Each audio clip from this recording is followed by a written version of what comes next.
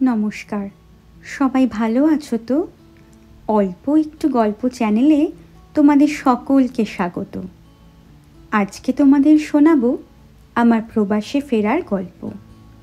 আমার জীবনের খাতায় প্রতিদিন যে গল্পগুলো লেখা হয় তার মধ্যে সবচেয়ে বেদনার এই প্রবাসে ফিরে যাওয়ার গল্পগুলো। রাত্রি 3:50 কাতার এয়ারওয়েজের ফ্লাইটে চেপে কলকাতা থেকে আমার যাত্রা শুরু। গন্তব্য শিকাগো।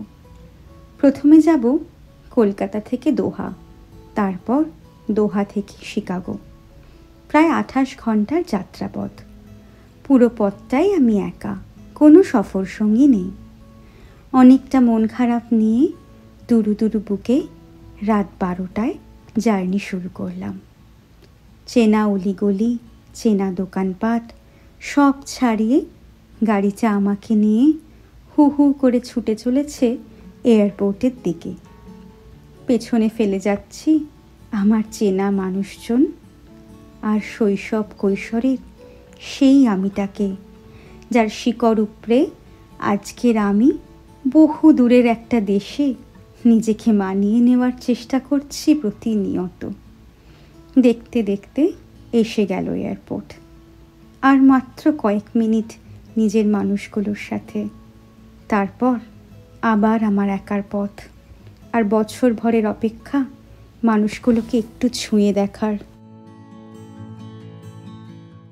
এরা হলেন আমার মা আর মামা। দেখো, শেষ মুহূর্তেও আমায় কেমন আদরে আগলে রাখার চেষ্টা করছে। লাগেজগুলো নিজেরাই ট্রলিতে তুলে দিচ্ছে। চলে এলাম এয়ারপোর্টের ভিতরে। কাতার এয়ারওয়েজের কাউন্টারের লাইনে দাঁড়িয়ে কি ভীষণ একা লাগছিল নিজেকে। তবে এটাই তো জীবন। নিজের সুখী গৃহকোণটি ছেড়ে জীবনযুদ্ধের সৈনিক হয়ে সকলেই তো অনেক দূর চলে যায়। ইকোনমি ক্লাসের টিকিটে আমেরিকা যাওয়ার জন্য যাত্রী পিছু 2টি করে 23 কেজির সুটকেস অ্যালাউ করা হয় কাতার এয়ারলাইনে। এই কাউন্টারে ব্যাগ চেক ইন করে বোর্ডিং পাস নিয়ে আমি চলে যাব ইমিগ্রেশন আর সিকিউরিটি চেকিংয়ের জন্য। সব কাজ মিটিয়ে এবার আমি ধীরে ধীরে এগোলাম আমার গেটের দিকে।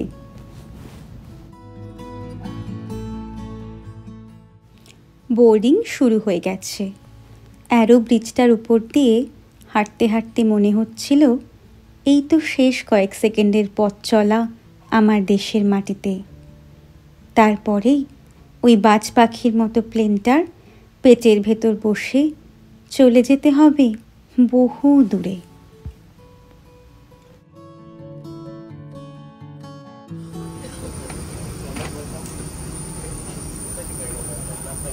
Good morning, ma'am. Welcome on board. Good morning. Thank you so much, Miss Banerjee. Secretary.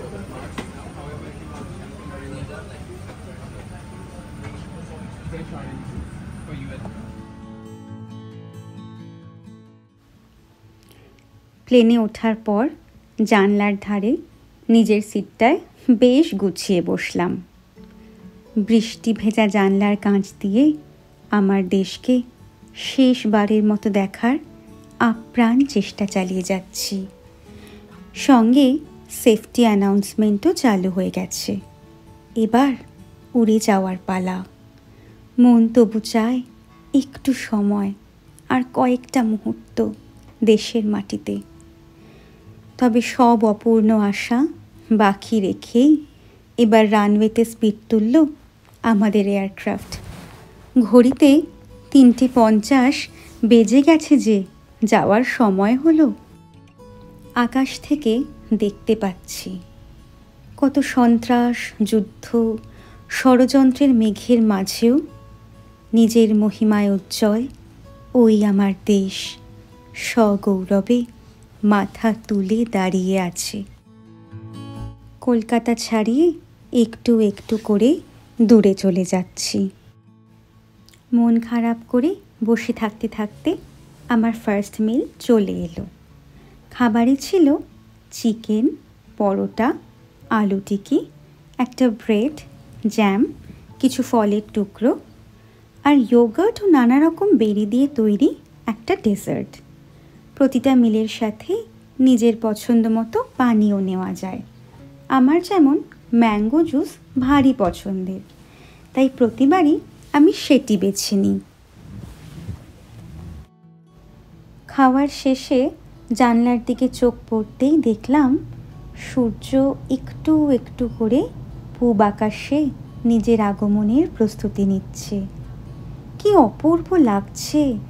তাকিয়ে থাকতে থাকতে মনটা ভালো হয়ে গেল। আরব সাগরের সুবিস্তৃত জলরাশির ওপর দিয়ে ডানা মেলে উড়ে চলেছে আমাদের প্লেন। দোহার প্রায় কাছাকাছি এসেই পড়েছি। একটু বাদেই মাটি ছুঁয়ে ফেলবে এই বিশাল পাখিটা।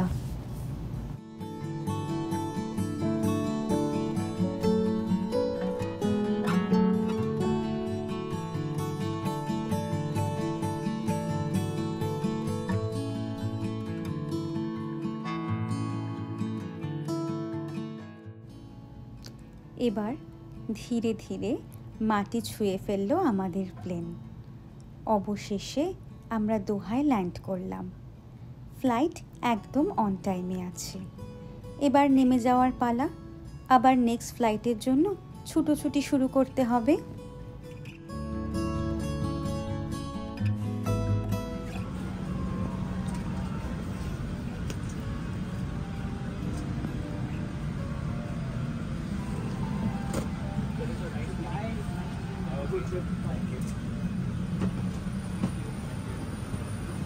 Thank you. Bye. Bye. Thank you. Thank you. Bye.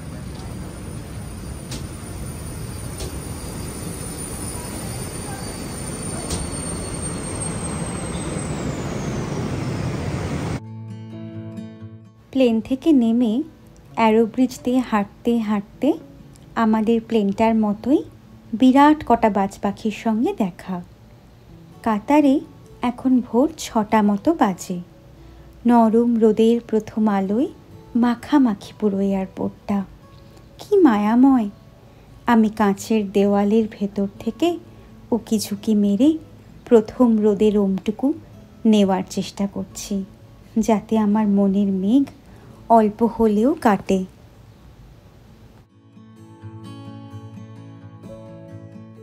এবার এক টার্মিনাল থেকে অন্য টার্মিনালে যেতে হবে আমার নেক্সট ফ্লাইটটা ধরার জন্য। প্রথম ফ্লাইটটা থেকে নেমেই একবার সিকিউরিটি চেক ইন করিয়ে নিতে হয়। ওই সময় ফটো বা ভিডিও অ্যালাউড না বলে তোমাদের প্রসেসটা দেখাতে পারলাম না। এবার হাঁটা লাগালাম পরবর্তী ফ্লাইটের গেটের দিকে। কাতার দেশটা ছোট হলেও এয়ারপোর্টখানা কিন্তু খাসা। নানা দিকে তাবড় তাবড় ব্র্যান্ডের সব ঝাঁ চকচকে দোকান। আবার দেখো তার মাঝখানেই এক টুকরো সবুজের ছোঁয়া। আধুনিকতার সাথে প্রকৃতির মেলবন্ধন, সবুজ ঘেরা চোখের শান্তি আর দোকানগুলো দেখে মনের পিপাসা, সব যেন একাকার হয়ে গেছে এই জায়গাটায়।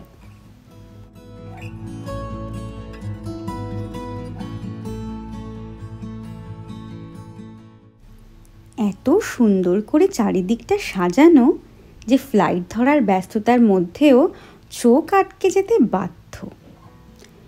না, এবার তাড়াতাড়ি পা চালাতেই হবে। নেক্সট গেটটার কাছে পৌঁছতে হবে। ওখানে গিয়ে আবার এক প্রস্থ সিকিউরিটির পালা রয়েছে। সিকিউরিটির পর্ব মিটিয়ে এখন আমি ক্লান্ত বেজার মুখে বসে আছি যাত্রার দ্বিতীয় পর্ব শুরুর অপেক্ষায়। সেই গল্প পরের দিন। সবাই ভালো থেকো আর সাবস্ক্রাইব করে দিও অল্প একটু গল্পকে।